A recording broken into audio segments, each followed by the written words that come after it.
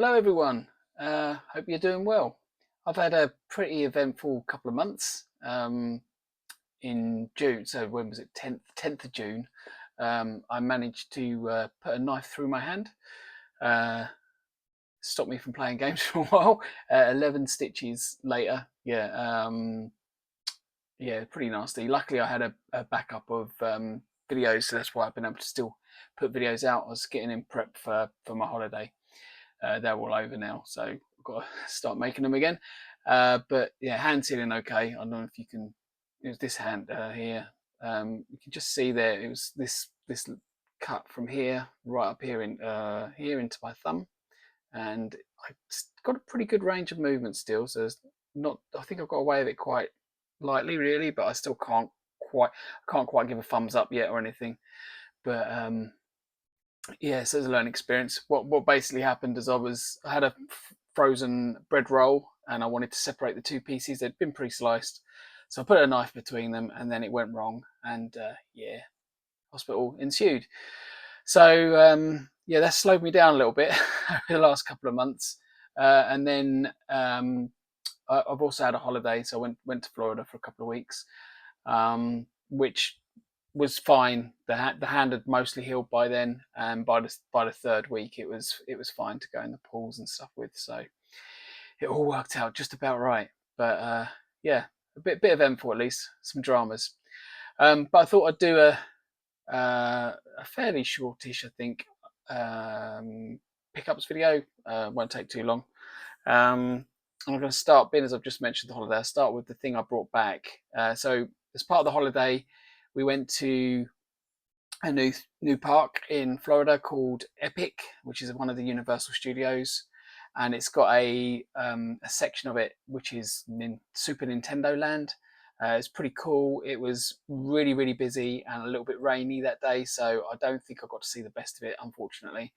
But I think when the crowds die down a little bit, it'd be an awesome place to spend a day because there's so much going on. Goombas walking around and all that sort of stuff. It's pretty cool. Um, but I did pick one thing up. So I picked up a new cap. This is a Mario Kart cap. Hap. Um, yeah, so you can see the style in there. It's Mario Kart since '92, racing stripes, and then on this side you got bob-on plugs, and then over on this side you got Super Nintendo World, and then on the back we've got a just a Mario Kart logo, so that's pretty cool. I need caps now. Head's pretty much always shaved because I've realised just how bored I'm going, and I've given up. Okay, so that's that. I've got two books to show. The first one, this was a Father's Day present because yeah, we had Father's Day. This is The Games of a Lifetime by Julian Jazz Rignall. So if you don't know who he is, Julian Rignall was one of the first reviewers in Zap 64, which was like the definitive Commodore 64 magazine back then. It was for those of you who like the Spectrum, it was the C64 equivalent of Zap, same publisher. But he went on to work for CMVG and Mean Machines, all that sort of stuff. So he's very well respected games journalist. It used to appear on Games Master as well. But yeah, so this is a book. It's kind of like a memoir, but framed around the games at that moment in time. So I've started reading it. It's pretty interesting, but it's also just a nice coffee book type table as well, isn't it? So yeah, there's that one, and I got another. I've had my eye on this for quite a while. Remember to hold it this way. This is Gremlin in the works. So this is a massive tome of interviews and information about the games publisher Gremlin, who are really big, 80s and 90s. Yeah, so Jack the Nipper and Monty Mole and all that. This was Gremlin. So this book's been around a while. This is a second publish, I think. Haven't really started reading it yet, but I've wanted it, so I'm pleased to have picked it up. By the way, if you order off Bitmap Books, which is the publisher behind both of these, and you get it posted, that it's superb. The packaging it's just absolutely amazing. It'll get to you in pristine condition. if you're worried about things like that. So yeah, you should check them out. If I remember, I'll put a link. Whilst we're on the reading material, there's been not one, but 2 issues of Freeze over this period. So I'll show you the first one, Freeze. This is 76, yeah, 76, featuring a game called the Gates of Dawn on the front cover. But this is the issue that had R Condor, which I played recently, just to check out in the mouldy cupboard. I'll show you actually the mouldy cupboard. And it looks a bit like this. So if you're interested, Vinny sort of writes up a little bit about the game, and then on a little summary about what he thinks about it. And yeah, can you see? There's the moldometer there, and this is 90% moldy, which I think I agree with. And recently, I think it was just this week, issue 77 arrived, which was featuring Zoids. I have read this already, actually. It's another great issue. So yeah, two issues of Freeze have arrived. On that note, Freeze ZX is about to be released. I think maybe even next week. So if you want the Spectrum equivalent of this, head over there and order it. Okay, so what should I do next? Next thing I'm going to show you is I got an ornament, I suppose is the best way to describe it. So I'll show it, bring it up. Look, so it's a Monkey Island one. It's really cool. So it's 3D printed by a guy that advertises them on Facebook. All these sort of different game tributes, and if you can see this one, you can see the sort of depth of it. You know, it's 3-dimensional and looks pretty cool. Yeah, so this was, I think it was 35 quid delivered, which is pretty impressive, and some of the money goes to charity as well. So yeah, it's really good. I think quite good. It's actually a third piece I've had from him. Can you see behind me there? There's a Manic Miner one, and I also have just up here, which I can't really show you, is one that he actually custom made for me for Hawkeye. Right, so that's there. Games. Yep, I've had a few games, not too many actually. So start off with something a little different. So for the Atari 2600, a new release called Mr. Run and Jump. I got this because I saw Retro Cabin play it a little while ago. I put it in my wish list, and then it came up for, I don't know, 8 or 9 quid. So I thought I'd pick it up. Haven't played it myself yet. I've got the 2600 Plus set up downstairs, so I probably will play it fairly soon. Yeah, I thought I'd pick it up anyway because it's nice to have something in such lovely condition, isn't it? And then Commodore 64, not too many pickups. I've bought a few digital releases recently, some of the new games, but I'm not going to talk about that. I might do videos on them. I'm not sure. But physical, I have bought 2 more Hit Squads. So we've got James Bond, License to Kill, Schudebeck as well. Why not? Stunning graphics, apparently, and furious action. And then the arcade classic Rastan. I don't think it's a particularly good version, but I'm not sure. It's for the collection anyway. And again, if you have a look at the back, what does it say? Brilliant coin-op action and stunning chart hit. And the quote about it is actually the Sinclair version, so that probably tells you everything. And then a brand new release. So this is a release published by Cytronic and produced by Icon Design, and it's Tyrion's Towers. Can you see that? The artwork's pretty cool. This is number 10. Let's supposed to show you that way. Number 10 in the Cytronic collection. and I mean it's got this really nice cool blue tape cassette on it and stuff.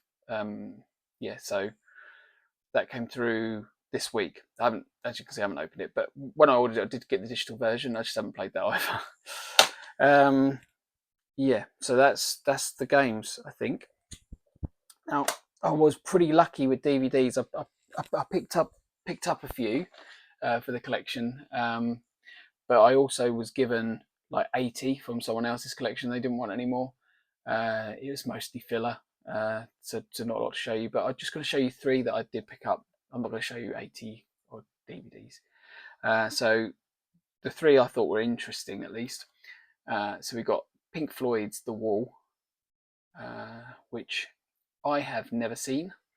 I know the song, and I do like Pink Floyd music, so I will probably enjoy watching this when I get around to it.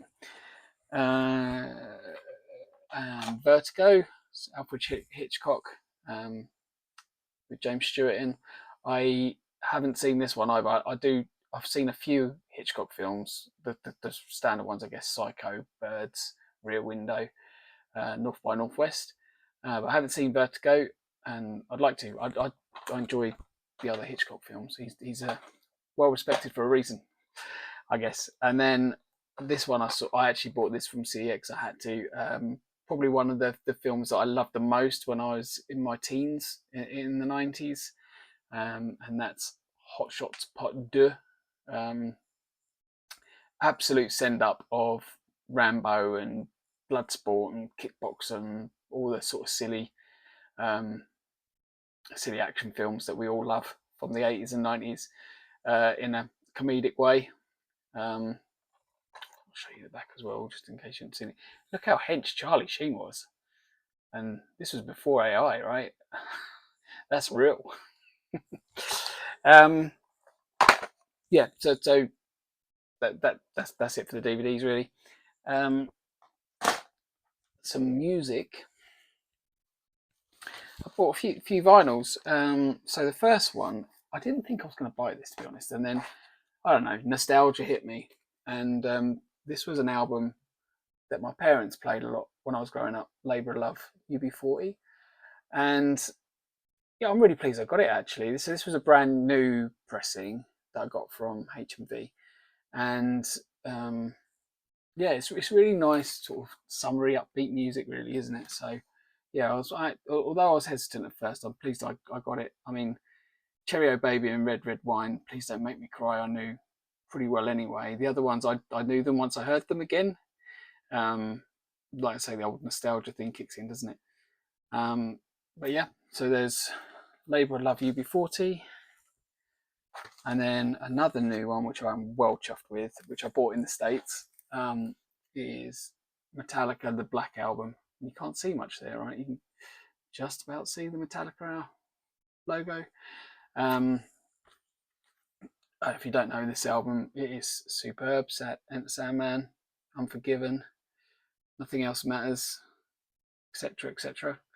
You can see that I paid $28 for it, which works out about 22 quid, I think. And to get this in the UK is about 50, I think. And it's got this quite nice, I don't know, really comes up very well on the camera. That's not too bad, is it? You can see a nice sort of browny marbly effect vinyl. So pleased to pick that up.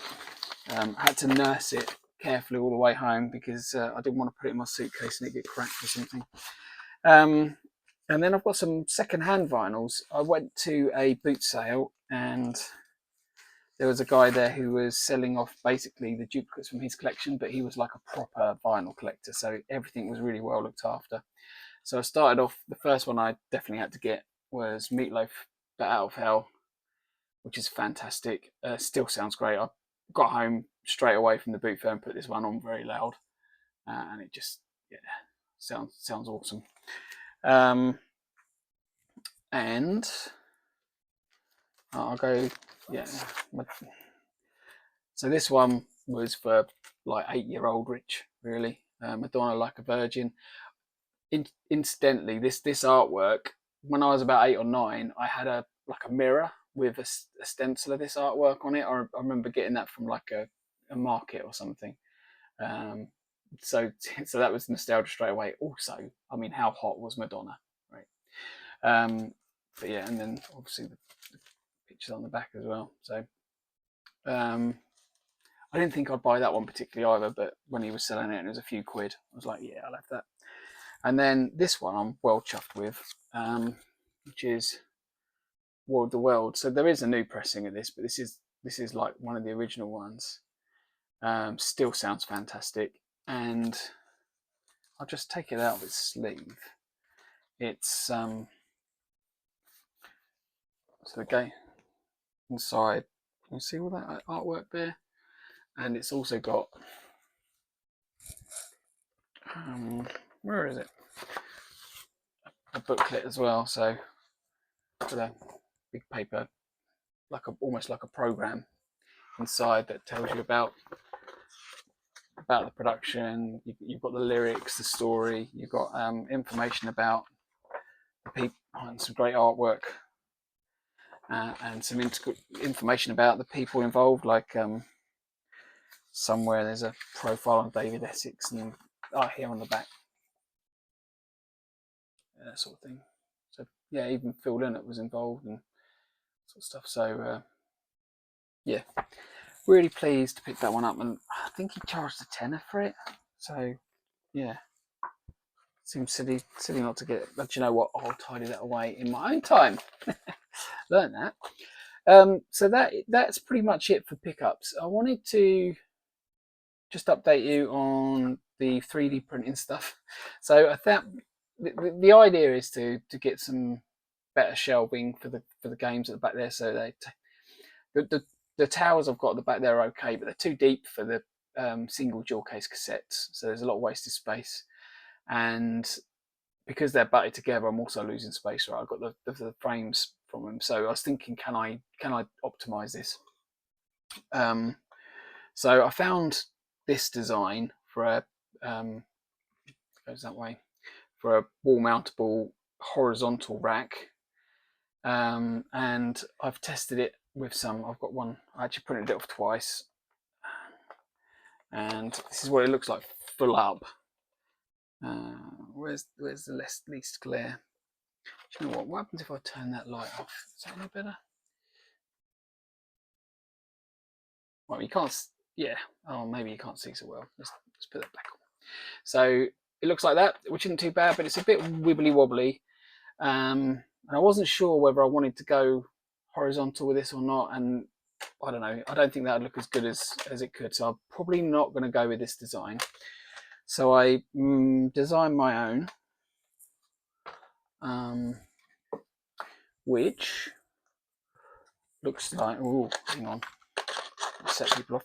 Looks like this. So it's a vertical one, and everything slides in quite nice. So that's all. Well, that one's a bit thick, so it's a bit tight, but for most of them they're fitting good. And it hasn't got anything on the top, with the idea being that I would stack these up, so the bottom here would sit up there on the next one, and that would keep them in. And then I'd do like an end cap for when I know how high I want to get with it. So I'm thinking maybe this design, I'm going to try reducing the gap in between, because that's 3mm, and I think that's a bit too much. So I'm going to try just maybe 2mm and see how that is, or 1.5, and make sure that's fine. And then the only other question is whether actually it would be better horizontal and do something similar, but have it this way with the sort of guards, and so it's not so wibbly wobbly. Let me know if you've got any thoughts on that. I haven't. I'm not totally sold on it yet, but I think I am going to do something along those lines. So that's pretty much it. The only thing I wanted to say is I have some duplicates I am looking to get rid of. So I've got a spare polar bear in space. Now this is my fault. I bought it twice, so totally my mistake. Let me know if you're interested in this game or whatever, and we can sort something out. Also, I accidentally bought an Amstrad game, which I have no use for. So again, hit me up if that's of use to you. that's it really. I think I haven't forgotten about the type adventure games, text adventure games. I still plan to do that probably when the nights draw in, I think. So maybe then, and it'd probably be midweek Tuesdays or Wednesdays or something. But I'll think a little bit more about that and let you know when we're there. So that's it. That's my lot. Not sure if there'll be anything else. And yeah, I'll see you on the next one. Cheers.